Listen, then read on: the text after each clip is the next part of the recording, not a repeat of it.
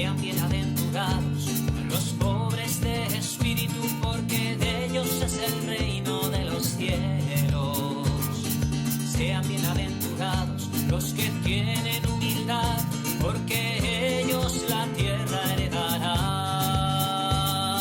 Sean bienaventurados los que viven en el llanto, porque ellos serán bien consolados. Sean bienaventurados los sedientos de justicia, porque ellos serán al fin saciados.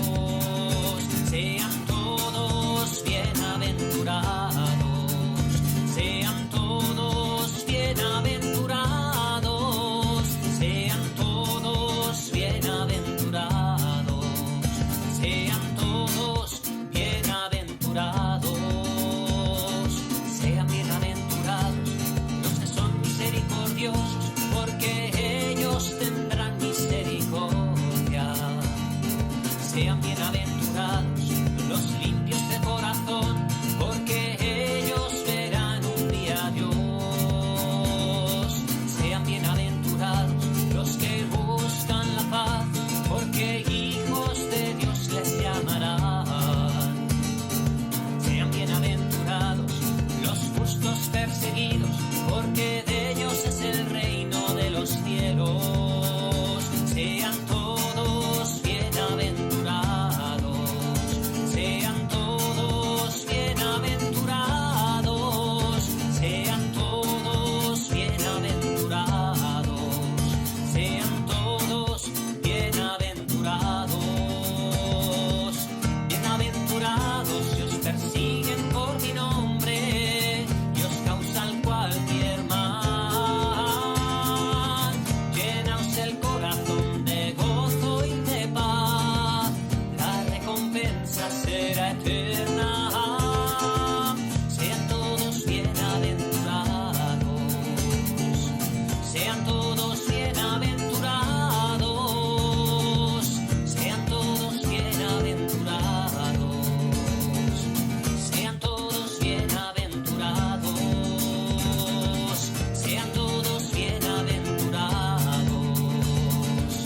sean todos bienaventurados, sean todos bienaventurados, sean todos bienaventurados.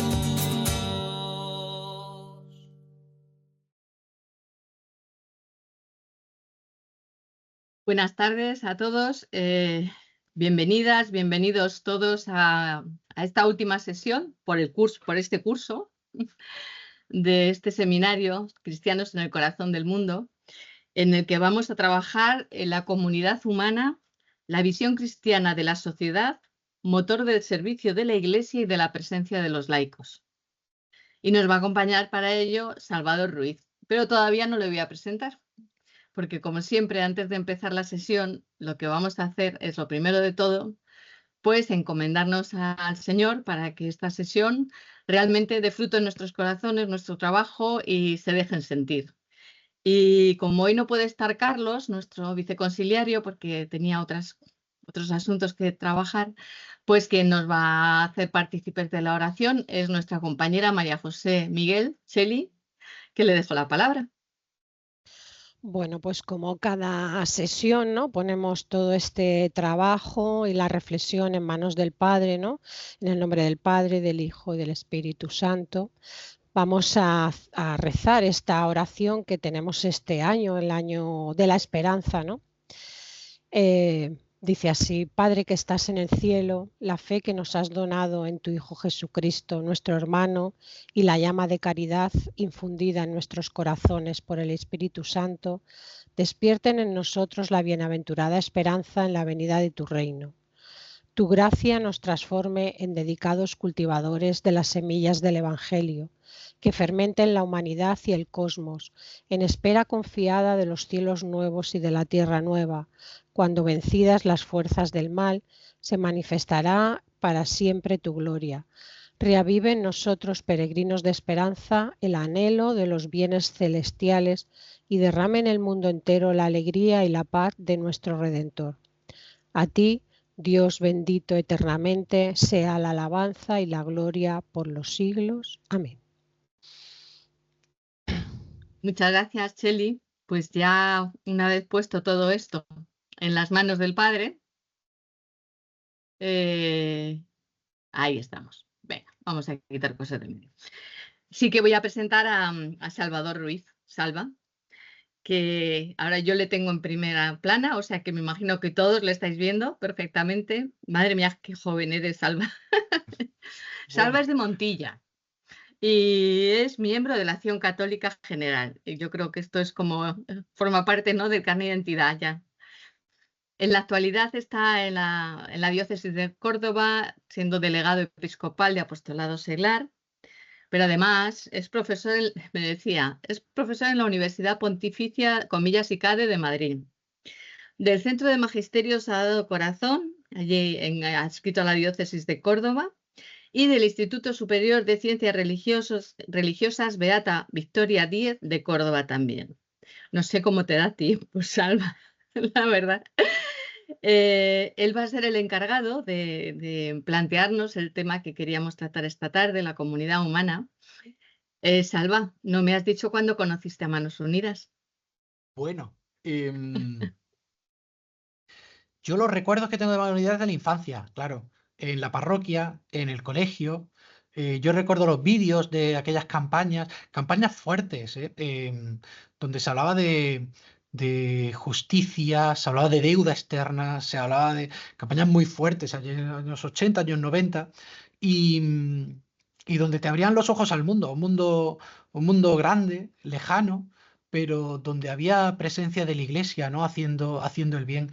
Yo recuerdo en mi parroquia las cenas del hambre, Claro. en torno al ayuno de febrero, ¿no? Al día del ayuno Ujú, voluntario. ujú. Y como yo siempre andaba por la parroquia, pues recuerdo las cenas del hambre, recuerdo las catequistas hablándonos de Manos Unidas, recuerdo a los misioneros que venían muchas veces por Manos Unidas también para contarnos lo que hacían, ¿no? Después contaré una anécdota de Venga, una cosa que nos dijo un misionero también en torno a febrero, en torno a la venga, campaña de Manos Unidas. me parece muy bien. Pues nada, yo ya sin más te dejo al mando de este negocio, todo tuyo y, a ver, muy atentos a todo lo que nos cuentas. Muchas gracias, Salva.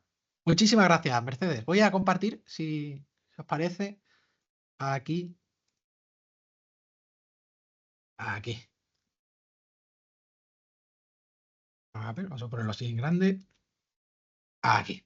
Estupendo.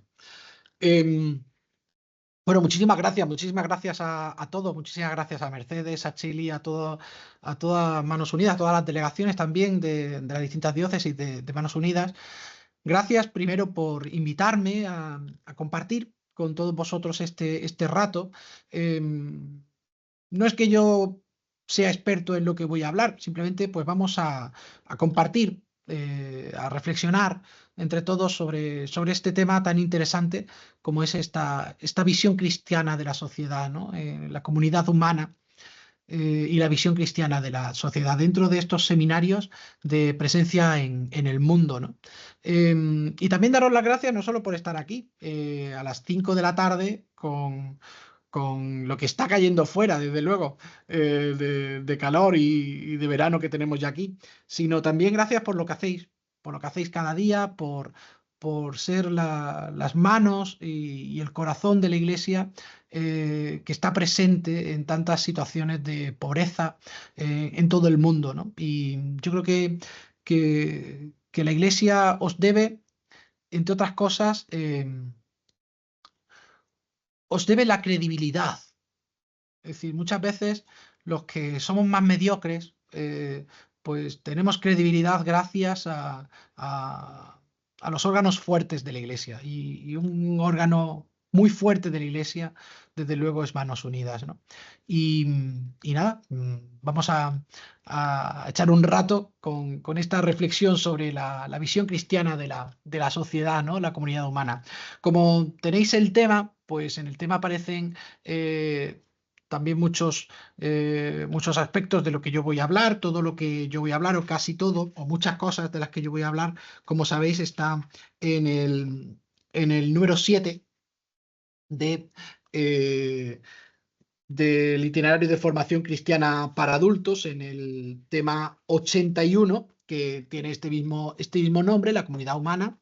Y nada, cualquiera que quiera profundizar, pues tiene ahí algunas cuestiones para profundizar. Como le decía yo antes a Mercedes y a Chile, me parece un tesoro enorme estos dos últimos libros del itinerario de formación cristiana para adultos, el 7 y el 8, los libros verdes, porque primero son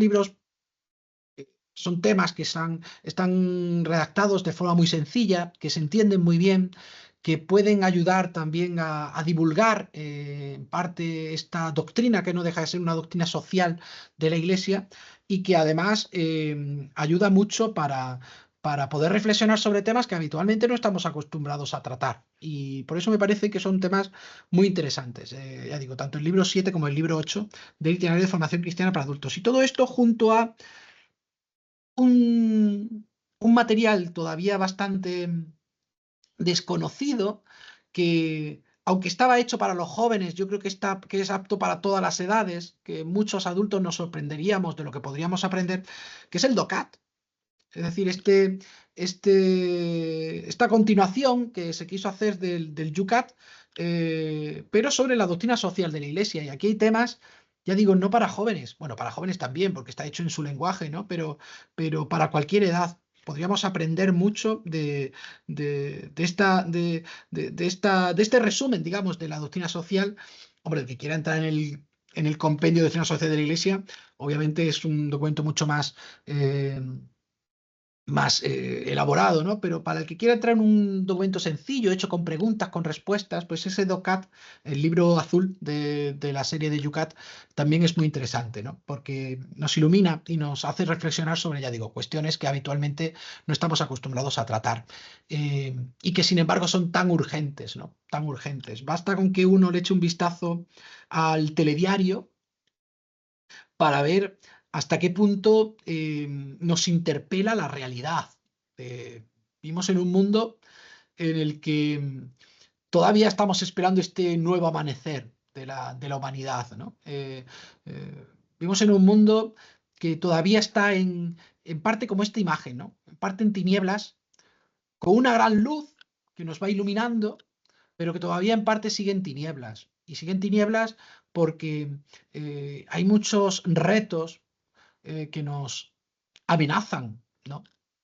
Ya digo, si vemos abrimos un periódico o miramos un noticiero, vamos a encontrarnos en las noticias que abrimos pues ya digo, con problemas de convivencia, la gran amenaza de la guerra, que ya no es una amenaza, desde luego, ya es algo presente, real, ¿no? Esta guerra mundial a pedazos que decía el Papa Francisco, que nos aterroriza y que amenaza, desde luego, a toda la humanidad. La gran polarización en la que vivimos. Si uno mira alrededor, la gran desvinculación en la que vivimos, ¿no? La desvinculación social, esa globalización de la indiferencia que decía el Papa Francisco también, ¿no? Como cada vez nos conocemos menos y nos importa menos el sufrimiento ajeno, ¿no? Vemos ahí una apatía, una indolencia sobre el sufrimiento ajeno, ¿no?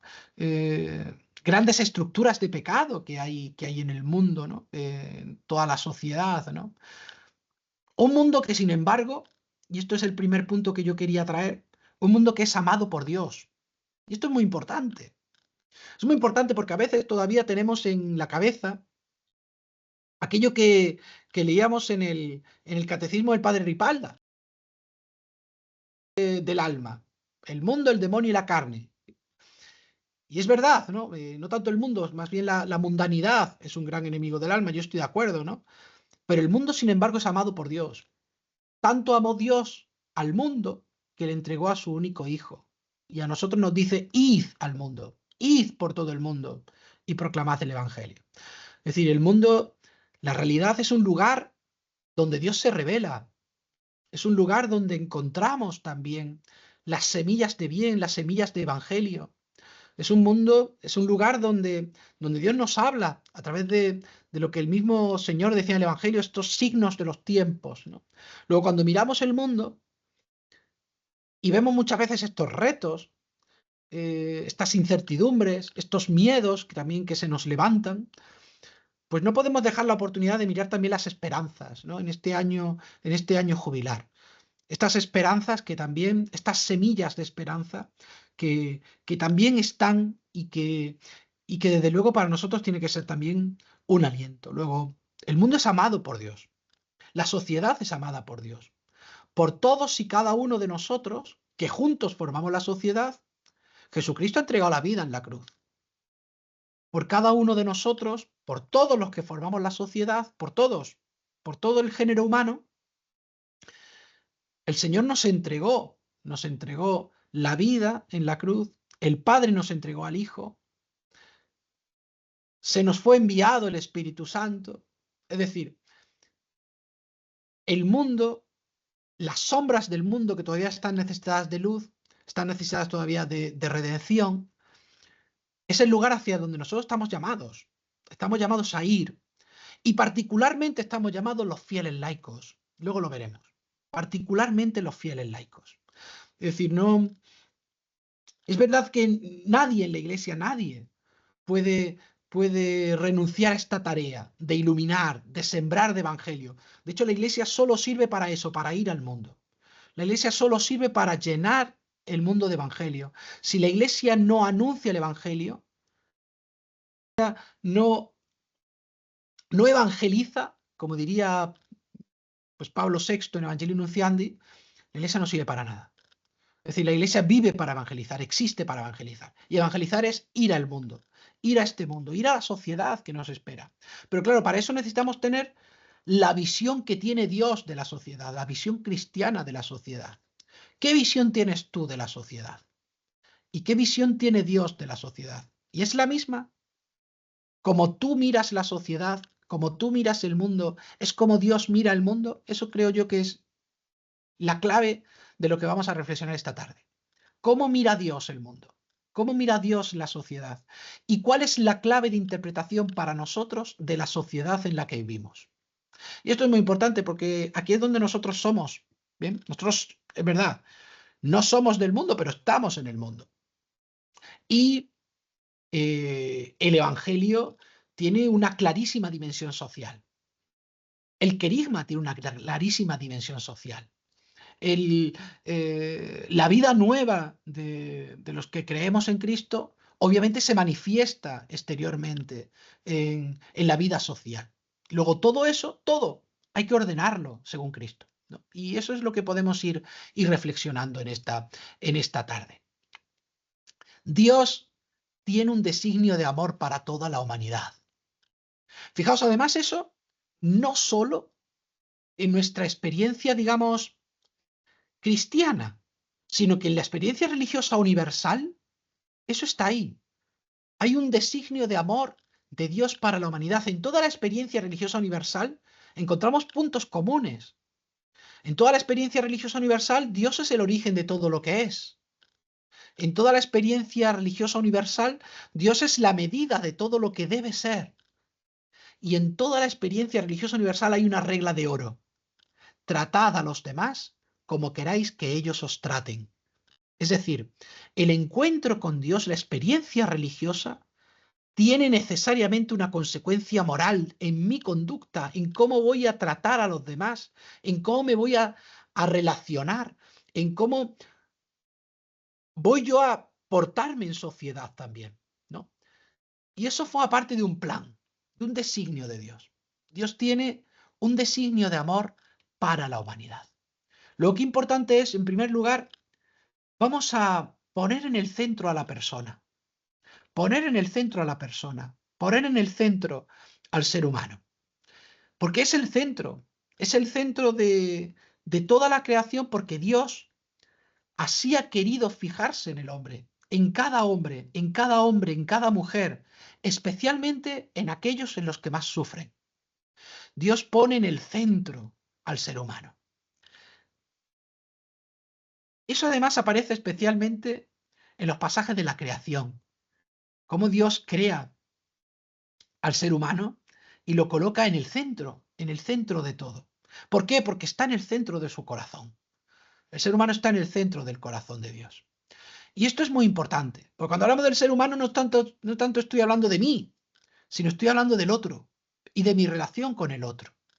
Luego, ¿por qué estamos llamados a crear una sociedad cada vez más justa, más fraterna, a crear una sociedad según Dios?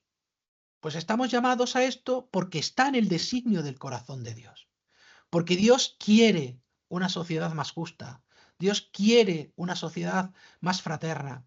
Porque eso además responderá al deseo de felicidad que tú y yo teníamos. Empezamos con la oración de bienaventurados, bienaventurados, que significa felices. Ese deseo de felicidad que tú y yo tenemos en el corazón, que Dios ha sembrado en el corazón de cada uno, pasa también por la dimensión social. No es simplemente algo íntimo, intimista. No, es algo que también trasciende lo íntimo, va hacia lo público, hacia mi relación, porque tú y yo estamos hechos para amar, porque estamos hechos, entre otras cosas, a imagen y semejanza de Dios. Así lo dice Dios. Hagamos al hombre a nuestra imagen y semejanza.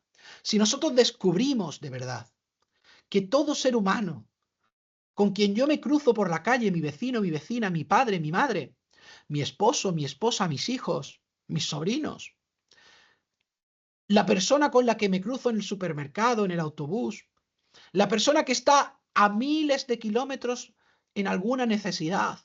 Si todos somos imagen y semejanza de Dios, estamos descubriendo, uno, que todos tienen una dignidad infinita que nadie puede pisotear y que fundamenta los derechos que cada persona tiene. Y en segundo lugar, que como somos hermanos, la sociedad tiene que tener un nuevo modelo. Por tanto, descubrir que todos somos hijos de Dios, descubrir que hay una paternidad común de Dios, esto es de Juan Pablo II en Solicitud de Redes Sociales. Descubrir que hay una paternidad común de Dios y que tú y yo, todos somos hermanos, hijos en el Hijo. Todo esto nos hace transformar nuestra mirada sobre el mundo. Tenemos que mirar el mundo como Dios lo mira. Y mirar el mundo como Dios lo mira supone para nosotros un nuevo criterio de interpretación. El criterio de interpretación en el que todos somos hermanos, hijos de Dios, hijos en el Hijo. Y esto nos lleva a un nuevo modelo. Lo dirá Juan Pablo II, un nuevo modelo de unidad del género humano, que es lo que la tradición de la Iglesia ha llamado comunión. Luego la sociedad está llamada a la comunión. Todos estamos llamados a la comunión. Estamos llamados a cuidar unos de otros. Estamos llamados al amor común. Estamos llamados al bien común. Estamos llamados a crear una sociedad, a transformar la sociedad en una sociedad en la que este modelo de unidad nos esté particularmente hablando de esta fraternidad en la que todos vivimos, esta fraternidad universal, ¿no? Ahí tenemos Fratelli Tutti del Papa Francisco, que es un texto que a todos nos iluminaría tremendamente, sobre todo por todo lo que abarca esta idea de fraternidad. Y si a cualquier ser humano, a todos desde luego, nos interpela esto, especialmente interpela a la Iglesia. ¿Por qué? Porque la Iglesia tiene como vocación el ser sacramento, es decir, el ser un signo de esta comunión de todo el género humano con ese Padre común que es Dios, donde todos somos hermanos. Y la Iglesia, por tanto, tú y yo, que somos Iglesia, estamos llamados especialmente a visibilizar este nuevo modelo de unidad, a visibilizar esta nueva sociedad, esta nueva sociedad construida sobre la comunión, ¿no? A mirar la sociedad como Dios la mira, a mirar el mundo como Dios la mira, porque la Iglesia, tú y yo que somos Iglesia, somos sacramento, es decir, signo visible de algo invisible. signo de la presencia de Dios en medio de todos, de este Dios con nosotros que está en medio de todos. Por eso la Iglesia está llamada a ser ese puente entre la sociedad en la que vivimos y la sociedad que anhelamos. Es esa sociedad donde todos somos hijos de Dios, donde todos tú y yo somos hermanos. Todos, los de aquí y los de allí. Y de eso sabe bien Manos Unidas. Todos somos hermanos, los de cerca y los de lejos. Qué bonito era esta imagen del Papa León en la tarde de haber sido elegido y ver aquella plaza de San Pedro llena de personas que no sabían cómo se llamaba el Papa, no sabían quién era el Papa, pero llenaban la plaza. Porque en realidad lo que estábamos esperando era, pues a Pedro, estábamos esperando a este vicario de Cristo en la tierra que nos abra los ojos y el corazón a la esperanza, como se abre esos brazos de la columnata de San Pedro a todos los que acogían esa plaza, ¿no? Pues la Iglesia es signo. Esos brazos no están solo para acogernos a nosotros y a los nuestros, está para acoger a todos, o como diría el Papa Francisco, a todos, todos, todos. Y esto forma parte de la visión que la sociedad, que debemos tener desde la Iglesia, ¿no? Qué importante es, por tanto, se nos viene a la cabeza estos dos grandes y pequeños textos a la vez, que es el número 1 de Lumen Gentium y el número 1 de Gaudium et Spes. Cuando el concilio le decía a la Iglesia, ojo, que no se te olvide que tú eres signo de la unión con Dios y de la unidad de todo el género humano. Que no se te olvide que tú, Iglesia, te propones presentar a todos no solo tu naturaleza y tu misión universal, sino que también te propones presentar a todos que todos debemos estar unidos en un nuevo modelo, en el modelo en el que todos somos hermanos y somos hijos de un mismo Padre. Porque aunque los hombres hoy parece, y esto se decía en época del concilio, que estamos más íntimamente unidos por los nuevos vínculos técnicos y culturales, la verdadera unidad nos la va a dar el amor de Dios. Y eso es lo que nosotros tenemos que sembrar y trabajar.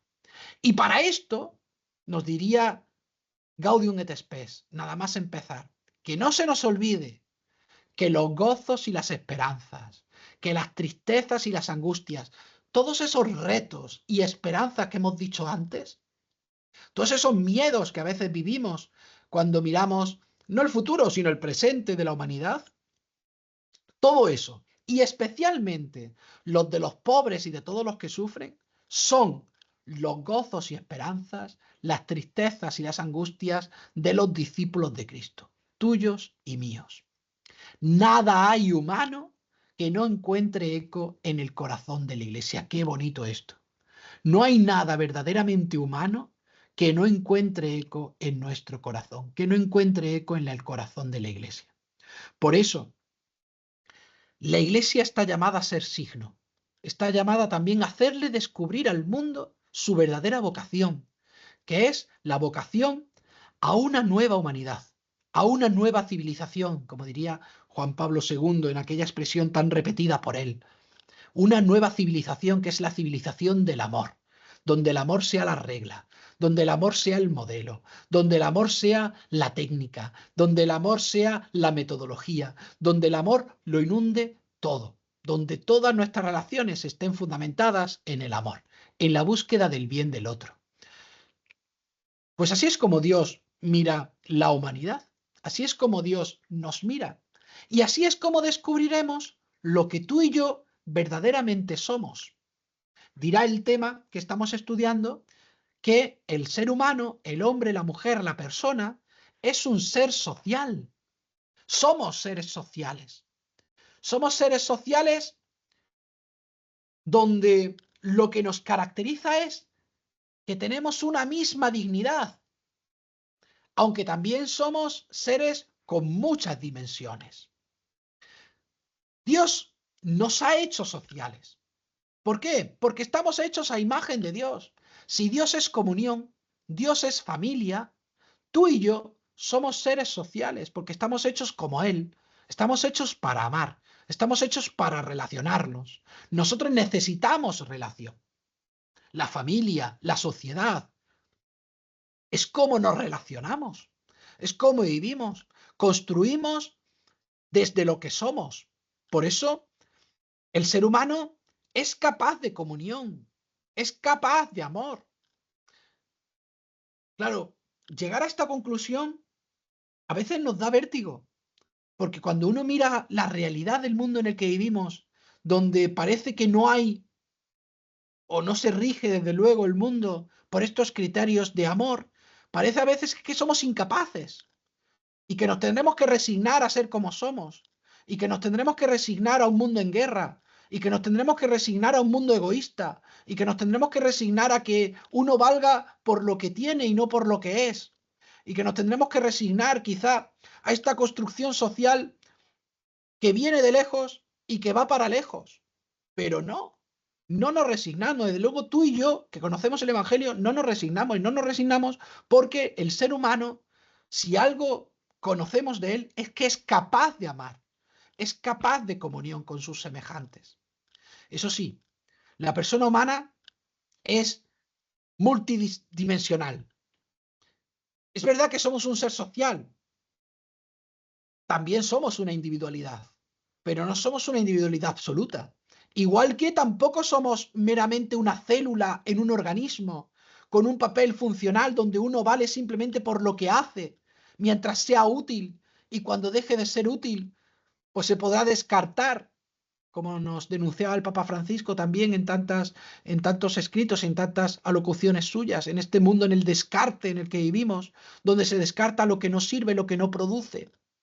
No, es verdad, no somos una individualidad absoluta, no vivimos solo nosotros y para nosotros, el ser humano no puede vivir solo para él, pero tampoco es meramente una célula en un organismo con una función, de forma que si uno deja de cumplir la función, deja de ser útil en el organismo y puede uno arrancarlo si quiere.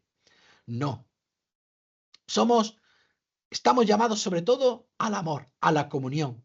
Luego, la sociabilidad humana, que es intrínseca de lo que somos, no comporta, obviamente, automáticamente la comunión de las personas, el donde sí, pero estamos llamados a ella. Es verdad que no lo comporta automáticamente porque hay mucha estructura de pecado, porque hay mucho mal, desde luego, en el mundo, claro que sí.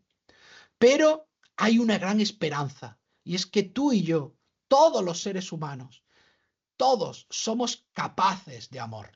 Todos somos capaces de relacionarnos en relaciones justas, fraternas. Es verdad, la sociabilidad humana no es uniforme, sino que reviste muchas expresiones. El bien común depende también de un sano pluralismo social y menos mal que tú y yo somos distintos. Y menos mal que el otro también es distinto y piensa distinto. Y entre todos, a través del método del diálogo, qué importante es recuperar también esta cultura del diálogo, la cultura del encuentro en la sociedad. El método del diálogo nos hará descubrir la verdad entre todos. Nos hará entre todos ir profundizando en la verdad. Pero claro, sabiendo que hay un pilar fundamental, y es que la persona humana es el ser digno por antonomasia. Hay una característica que es la dignidad de todo ser humano que debe estar en el cimiento de todo. Lo importante en la persona es su dignidad y no lo que pueda hacer o no, tampoco lo que ha hecho o no. Recordemos, la dignidad ni se gana ni se pierde, ni crece por lo que uno hace, ni decrece por lo que uno hace. La dignidad se tiene. Y puesto que la dignidad se tiene, los derechos se tienen. Y esa dignidad, además, para ti y para mí que somos cristianos, nos viene a recordar que hay un Padre común. Por tanto, Él, el otro, es mi hermano. Mi relación con el otro, ojo, con el otro con mayúscula, que es Dios, y con el otro con minúscula, que es mi hermano, viene a estar iluminada por esta fe, por este evangelio que se nos ha anunciado. Luego, qué importante es entender que la sociedad se compone de personas dignas. Por tanto, no cabe que unos tengan más que otros. No cabe que uno tenga más dignidad que otro. No cabe que unos puedan maltratar a otros. Porque entre todos habrá, desde luego, un común, un mínimo común, que es la dignidad que Dios ha querido sembrar en todos, porque estamos hechos, tú y yo, a imagen de Dios. Todos estamos hechos a semejanza de Dios. Por tanto, todos que somos imago Dei, estamos llamados a tener a que se respete esta dignidad, por tanto, que se respeten los derechos. Y esto tiene consecuencia moral. El cómo soy tiene una consecuencia moral. Por eso he querido yo poner aquí a Charlton Heston en este pasaje que todos recordamos de los 10 mandamientos, cuando se abría el Mar Rojo para que pasara el pueblo. Realmente yo quería traer el pasaje anterior o los pasajes anteriores. Aquel momento en el que Dios, desde la zarza, le dice a Moisés: tengo bien vista la aflicción de mi pueblo. Qué importante es esto. Dios dice mi pueblo. Es decir, Dios se identifica con un pueblo. Y ese pueblo lo considera suyo, mi pueblo. Luego, la elección de Dios por cada uno de nosotros, la predilección de Dios por cada uno de nosotros, no es individualista, sino que lo es también en forma de pueblo. Dios quiere salvar al pueblo. Bien he visto la aflicción de mi pueblo en Egipto. He escuchado su clamor en presencia de sus opresores. Eso nos lo podría decir Dios hoy. Si a ti y a mí hoy se nos pusiera delante la zarza ardiendo, nos diría lo mismo. Bien vista tengo la aflicción de mi pueblo. He escuchado su clamor. Conozco sus sufrimientos. Qué bonito es esto. Un Dios que no está lejos. Un Dios que está cerca, que conoce lo que yo he sufrido, que conoce mi historia. No mi historia personal también, pero conoce también la historia de mi pueblo. Conoce la historia del pueblo, su sufrimiento, ha escuchado su clamor. Tiene delante de él su aflicción. Y por eso he bajado para librarle de la mano de los egipcios y para subirle de esta tierra a una tierra buena y espaciosa, a una tierra que emana leche y miel. Y a esta propuesta de Dios, el pueblo responde. Responde aceptando la alianza. Dios hace una alianza con su pueblo. Dios hace una alianza no solo con cada ser humano individualmente, sino con un pueblo, con la sociedad, en este caso, del pueblo de Israel. Dios se manifiesta al pueblo con acciones concretas, reales, en la realidad, en el día a día, en lo concreto, con acciones que después el mismo pueblo de Israel va a ir recordando en sus fiestas continuamente, aquellos momentos en el que Dios actuó fuerte, donde Dios con mano fuerte, con mano poderosa, con brazo extendido, actuó en favor de su pueblo, con acciones históricas concretas. Dios actúa no desde la idea, no simplemente desde la palabra, sino desde el acto, desde el hecho. Dios salva a su pueblo con acciones concretas y lo libera, y lo continúa liberando en cada momento. Pero claro, si Dios dice, he bajado para librarlo, y se lo dice a Moisés, ¿cuánto más en el momento en el que esta palabra se hace verdaderamente real con Jesucristo? En el rostro de Jesucristo, en la vida de Jesucristo, en la encarnación de Jesucristo, Dios ha venido a liberarnos. Dios ha bajado al pueblo. Dios se ha hecho uno de nosotros. Por eso, en Jesucristo descubrimos lo que somos tú y yo individualmente y lo que es la sociedad. Dios ha bajado también a una sociedad concreta y se ha hecho un miembro de esa sociedad. Se ha hecho uno de nosotros. Jesucristo se podría haber encarnado en mitad del desierto, pero no. se encarnó en medio de una familia, en medio de una sociedad, en un momento concreto de la historia. Y todo lo que la encarnación de Jesucristo toca, todo es redimido. Luego también la sociedad tiene redención. También la sociedad tiene un designio de amor, como decíamos antes, un designio de amor de Dios para con ella. En realidad, dirá Gaudium et Spes 22 en este texto tan iluminador, en realidad el misterio del hombre, lo que tú y yo somos, no solo individualmente, sino también como sociedad, solo se esclarece en el misterio del Verbo encarnado. Solo mirando a Jesucristo podemos tú y yo entender lo que es el hombre y lo que es la sociedad. Por eso es importante ponerse las gafas de Dios para mirar la sociedad. Es importante mirar la sociedad como Dios la mira. En Jesucristo, por tanto, se cumple el acontecimiento decisivo de la historia de Dios con los hombres. En aquel momento en el que el Señor en la sinagoga de Nazaret, cuando va a empezar su vida pública, desenrolla aquel texto de Isaías en el que aparece pues esta profecía de Isaías: el Espíritu del Señor está sobre mí, porque Él me ha ungido para anunciar a los pobres la buena noticia, me ha enviado a proclamar la liberación a los cautivos, la vista a los ciegos, para dar libertad a los oprimidos y proclamar un año de gracia del Señor. Y el Señor, después de volver a enrollar el texto, mientras todos los ojos estaban expectantes, mirándoles a Él de forma fija, dirá: hoy, ese hoy es un hoy eterno, hoy se ha cumplido esta palabra, hoy se ha cumplido esta palabra que acabáis de oír. Es decir, hoy se le está anunciando a los pobres la buena noticia. Este anuncio a los pobres de la buena noticia, esto que hace Manos Unidas a diario, es anunciar la buena noticia con hechos concretos, solo se comprende verdaderamente cuando uno mira a Jesucristo. Jesús anuncia esta misericordia liberadora y lo hace para todos los que se encuentran en su camino.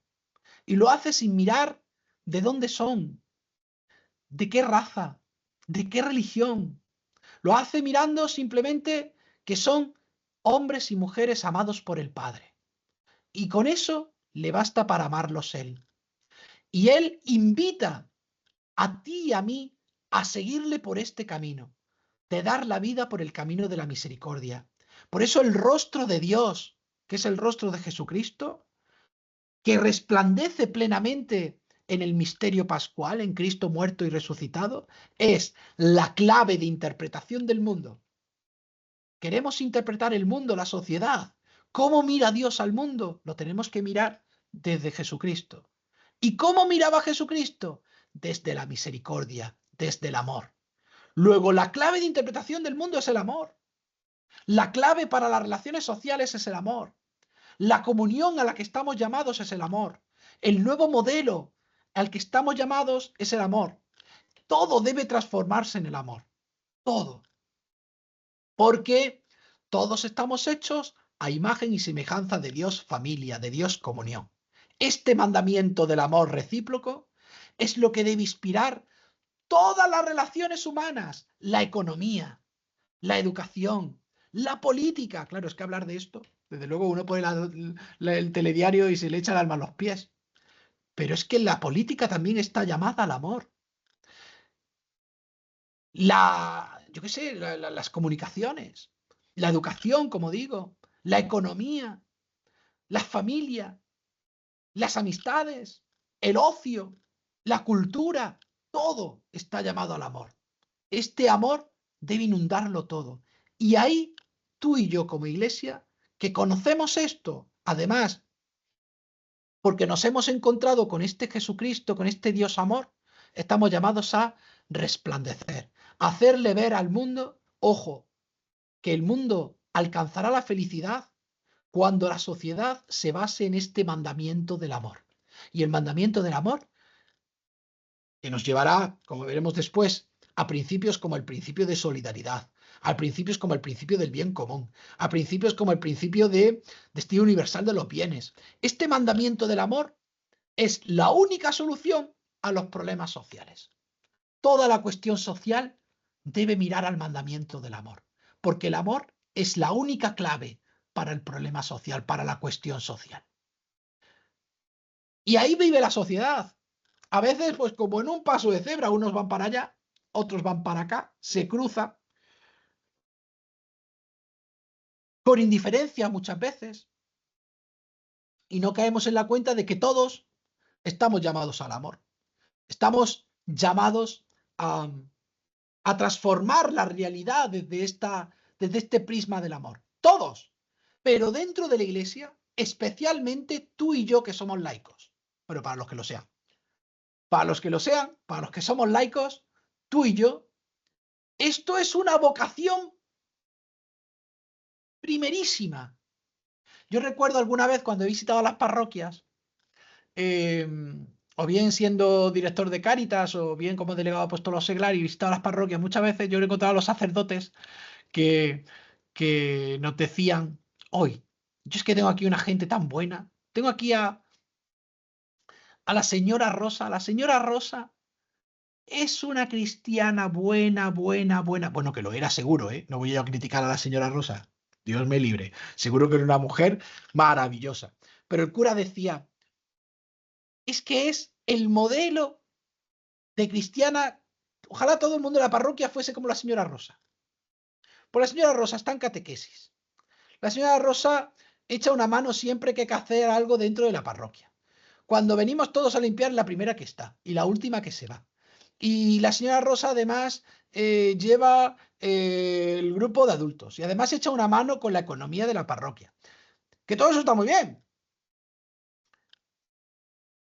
Y es necesario. Y ojalá hubiera muchas señoras Rosas en todas las parroquias. Y además los curas, pues especialmente los que me estén escuchando, saben que son muy necesarias las señoras Rosas. Pero claro, ese, aun siendo necesario, no es el ámbito principal en el que tú y yo, laicos, estamos llamados a sembrar el evangelio. Aunque sea necesario, porque todos estamos también llamados a colaborar desde la corresponsabilidad en las labores hacia dentro de la Iglesia, pero donde sobre todo estamos llamados hacia afuera. Estamos llamados a ordenar la sociedad, la realidad del mundo, las realidades temporales, para que todas estas vayan progresando en este designio de amor de la humanidad. Luego tú y yo estamos especialmente llamados a la sociedad, a la familia, a la economía, a la cultura, a la educación, al trabajo, yo que sé, a la defensa de los derechos de los demás. Estamos llamados a tener una presencia en el mundo, que es lo que llamamos la índole secular. Estamos llamados para que todo esto se llene de evangelio, se llene de buena noticia, para que esta buena noticia, que es que Dios es Padre y que tú y yo somos hermanos, y que Dios tiene un designio de amor para ti y para mí, no solo individualmente, sino también como sociedad. Y para eso tendremos que escuchar la voz de Dios y tendremos que ir trabajando para que este reino que Jesucristo anunciaba vaya avanzando también ya en este mundo. Todo eso en el mundo es algo a lo que tú y yo estamos llamados especialmente. Y lo estamos llamados por propia vocación, así lo decía el concilio Lumen Gentium 31. Por propia vocación. Ojo, a mí ya no tanto, sobre todo porque ya hasta hemos tenido un gran congreso de vocaciones en este año y ya se ha hablado mucho del tema, pero yo recuerdo unos años en los que a mí me discutían la vocación laical. Yo recuerdo gente que discutía que existiera una vocación laical. La vocación laical no existe. Existe la vocación universal a la santidad, pero no existe una vocación laical, nos decían. ¿Cómo que no existe una vocación laical? Existe una vocación en la que tú y yo estamos llamados a sembrar el mundo de evangelio. Y además nos corresponde a ti y a mí especialmente. El mundo, el de aquí y el de allí. El cercano y el lejano. Volvemos también a esta vocación también particular que tienen todos los voluntarios de Manos Unidas, ¿no? De llevar también este evangelio más allá y llevarlo con acciones concretas. Construyendo un pozo, una escuela, donde ahí se manifiesta el amor de Dios sobre todos. Esta participación social tiene unos ámbitos privilegiados donde tú y yo tenemos que estar. La cultura, el trabajo, la vida económica. Parece mentira, pero la economía hay que llenarla de evangelio. Hay que llenarla también de este amor, de estas relaciones justas y fraternas, frente a una economía que mata, como nos diría el Papa Francisco, una economía que mata, donde la economía está por encima del hombre. Y no, hay que poner la economía al servicio del hombre, al servicio del ser humano. La vida política, yo ahí recomiendo sobre todo, ya digo, estos textos de Fratelli Tutti, en la que durante todo un capítulo el Papa Francisco habla de la caridad política. Para los que se dedican a la política y los que no. Salva, perdóname. Sí. Siento interrumpirte, pero llevamos ya tiempo justito. Perdón, vamos terminando, sí. Vale, de acuerdo, sí, gracias. Sí. Terminamos ya. Pues eso, esta caridad política es tan importante en la paz y el desarrollo internacional. Qué importante es. Qué importante es en el mundo en el que vivimos que cuidemos la paz, que busquemos el bien de los pueblos, especialmente de aquellos que tienen mayor dificultad, aquellos que están pasando situaciones de hambrunas, guerra, necesidad, ¿no? Y todo con acciones concretas. Esta participación social donde tú y yo estamos llamados a vivir es el lugar donde tenemos que sembrar este evangelio, esta buena noticia de que Dios es amor y de que, por tanto, tú y yo, que somos hijos de Dios, somos hermanos, por tanto, debemos tener unas relaciones de fraternidad, de amor, de amistad social. Para esto, además, la Iglesia nos da unos principios. No me extiendo porque además seguro que lo habéis tratado en nuestros temas, pero nos da unos principios muy importantes. El principio de participación, el principio de bien común, el principio de solidaridad, el principio de subsidiariedad. Es decir, que todos formamos parte de una misma sociedad, de un mismo mundo, del mismo género. Todos formamos parte de este mundo en el que vivimos. Por tanto, todos estamos interdependientes. Tú y yo no nos salvamos solos tampoco en la Iglesia. Aquí nadie se salva solo. Aquí nos salvamos cerezas. Cuando tú intentas sacar unas cerezas de una bolsa de cerezas, compras una bolsa de cerezas e intentas sacar una, nunca sale una enganchada de otra. Y van saliendo todas. Pues aquí nos salvamos todos como las cerezas. Nos salvamos todos en grupo, en pueblo. Todos somos interdependentes. Claro, nos tiene que doler la desigualdad. Nos tiene que doler la injusticia. Y a eso nos llama el principio de solidaridad. La caridad social, la amistad social, o como le llamaba Juan Pablo II, la civilización del amor. La única manera de superar la estructura de pecado es esta. Es la lucha por la solidaridad, por la justicia, por el bien común, por la fraternidad. Desde el respeto también al principio de subsidiariedad. Es decir, no anulando al otro, no anulando la responsabilidad del otro, no anulando la iniciativa del otro, sino al revés, ayudando. Y también cuando lo necesitemos, reclamando ayuda. Estos principios son principios que nos van a ayudar a crecer en la sociedad. Estos principios que nos daba el Papa Francisco. Termino simplemente con estas 4 ideas donde se resume toda la participación o toda el principio de participación que nos daba el Papa Francisco en Evangelii Gaudium. El tiempo es superior al espacio. Si algo tenemos es tiempo. Y el tiempo es superior al espacio. A veces queremos correr mucho y se nos olvida que todo tiene su proceso y que el otro también tiene su proceso. La unidad prevalece sobre el conflicto. Es importante saber que a veces tú y yo tenemos que renunciar a cosas para buscar la unidad. Y eso es una clave para una sociedad más justa. La realidad es más importante que la idea. La idea se elabora, pero la realidad existe. Y en la realidad, con sus luces y con sus sombras, con sus gozos y también con sus tristezas, en la realidad Dios se revela, Dios está, y tú y yo podemos encontrarnos con Él. Y el todo es superior a la parte. Que no se nos olvide que hay que mirar hacia arriba, hay que mirar lejos, más allá de lo pequeño. Hay que tener aspiraciones grandes, ideales grandes, y hay que mirar también hacia el todo, que el árbol no nos impida ver el bosque, como nos decían muchas veces, ¿no? Todo esto es necesario para construir este bien común y esta paz social, sin olvidarnos que la gloria de Dios es que el hombre viva. No hay conflictividad entre Dios y el hombre. Por tanto, tampoco hay conflictividad entre el Evangelio y la sociedad. Mirar la sociedad como Dios la mira. ¿Y cómo la mira Dios? Dios la mira con amor. Pero ojo, con un amor distinto a cada uno. Por eso, en el corazón de Dios también hay preferencias. En el corazón de Dios hay preferencias. Y hay una gran preferencia que es la preferencia por los pobres, por los últimos, por los no atendidos, por los más desfavorecidos de la sociedad. ¿De dónde sale? ¿De dónde nace nuestra preocupación por los más pobres, por los más necesitados, por los más desfavorecidos de la sociedad? Nos dirá el Papa Francisco. Nuestra preocupación por los más desfavorecidos nace de nuestra fe en Cristo pobre. Luego, si quieres medir tu fe, aquí es donde tienes que mirar.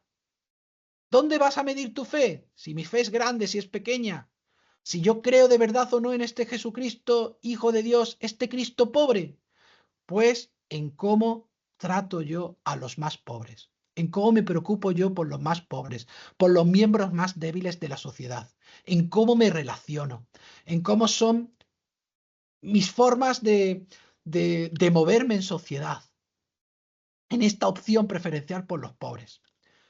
¿Tengo un minuto? ¿Me dejas un minuto? Como justísimo, Salva, pero es un minuto muy breve. Es una cosa que me pasó con un misionero que venía para Manos Unidas. Y era un misionero de Manos Unidas que nos contaba que estando en una reunión con unas mujeres, en un grupo de mujeres en África, preguntó una vez a una de ellas, allí en la reunión, preguntó a una: ¿tú cuál de tus hijos quieres más?